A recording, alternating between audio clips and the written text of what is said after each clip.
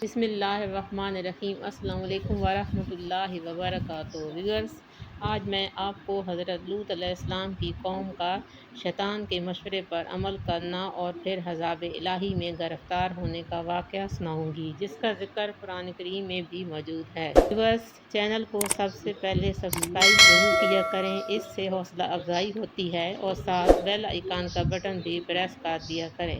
حضرت لوط علیہ السلام حضرت ابراہیم علیہ السلام کے بھتیجے تھے۔ آپ کے والد کا نام ہاران تھا۔ آپ لوگ عراق میں شہر بابل کے باشندے تھے۔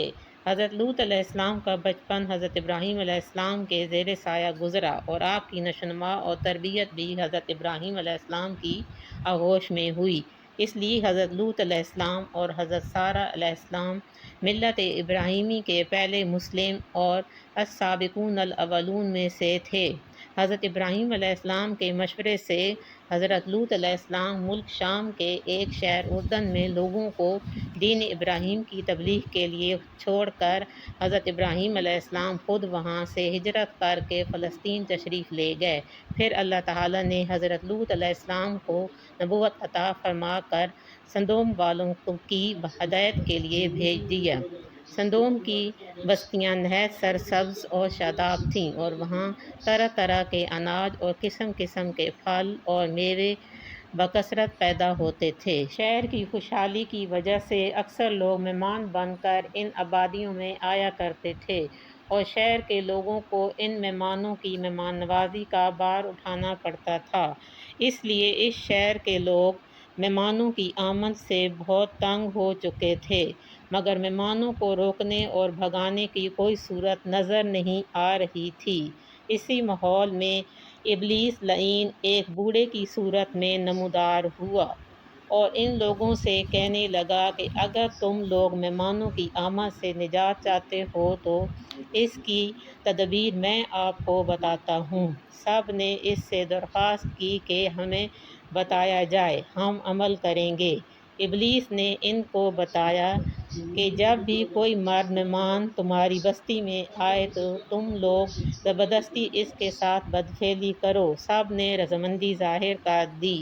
چنانچہ سب سے پہلے ابلیس خود ایک خوبصورت لڑکی کی شکل میں مہمان بن کر بستی میں داخل ہوا، اور ان لوگوں سے خوب بدفعلی کرائی۔ یہ فعل بعد ان لوگوں نے شیطان سے سیکھا۔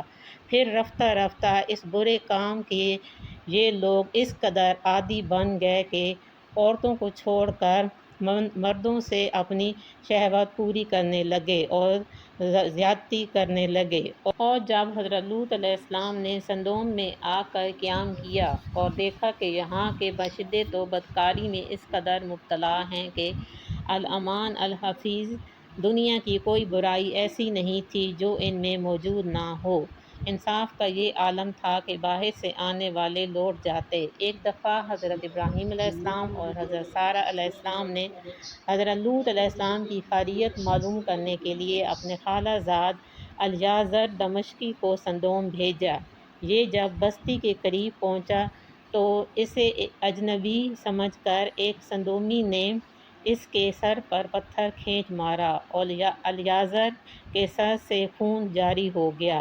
تب آگے بڑھ کر سدومی کہنے لگا کہ میرے پتھر کی وجہ سے یہ تیرا سر سرخ ہوا ہے، لہٰذا مجھے اس کا معاوضہ ادا کر، اور اس مطالبے کے لیے اسے کھینچتا ہوا سدوم کے عدالت میں لے گیا۔ سدوم قاضی نے مدعی کا بیان سن کر کہا، بے شک الیعزر کو سدومی کے پتھر مارنے کی اجرت دینی چاہیے۔ الیعزر یہ سن کر غصے میں آ گیا، اور ایک پتھر اٹھا کر قاضی کے سر پر دے مارا، اور کہنے لگا میرے پتھر مارنے کی جو اجرت بنتی ہے وہ تم اس سدومی کو دے دینا۔ اور یہ کہہ کر وہ وہاں سے بھاگ گیا۔ اور جب حضرت لوط علیہ السلام نے قوم کو اللہ کے عذاب سے ڈرایا تو وہ کہنے لگے تو ہمارے پاس اللہ کا عذاب لے آ اگر تو سچا ہے تو۔ اللہ پاک نے فرشتے خوبصورت اور عمر میں نوجوان لڑکوں کی شکل میں مہمان حضرت لوط علیہ السلام کے پاس بھیجے۔ حضرت لوط علیہ السلام ان کو دیکھ کر پریشان ہو گئے۔ پھر فرشتوں نے بتایا کہ فکر نہ کریں، ہم اللہ کی طرف سے عذاب کے لیے بھیجے گئے ہیں، فرشتے ہیں۔ پھر فرشتوں کے اشارے پر حضرت لوط علیہ السلام اپنے خاندان سمیت دوسری جانب سے نکل کر سدوم سے رخصت ہو گئے، اور ان کی بیوی نے ان کی رفاقت سے انکار کر دیا اور راستے ہی سے لوٹ کر سدوم واپس آ گئیں۔ آخر شب ہوئی تو اول ایک ہیبت ناک چیخ نے اہل سدوم کو تہ و بالا کر دیا، پھر آبادی کا تختہ اوپر اٹھا کر الٹا دیا گیا، اور اوپر سے پتھروں کی بارش نے ان کا نام و نشان تک مٹا دیا، اور وہی ہوا جو گزشتہ اقوام کی نافرمانی اور سرکشی کا انجام ہو چکا ہے۔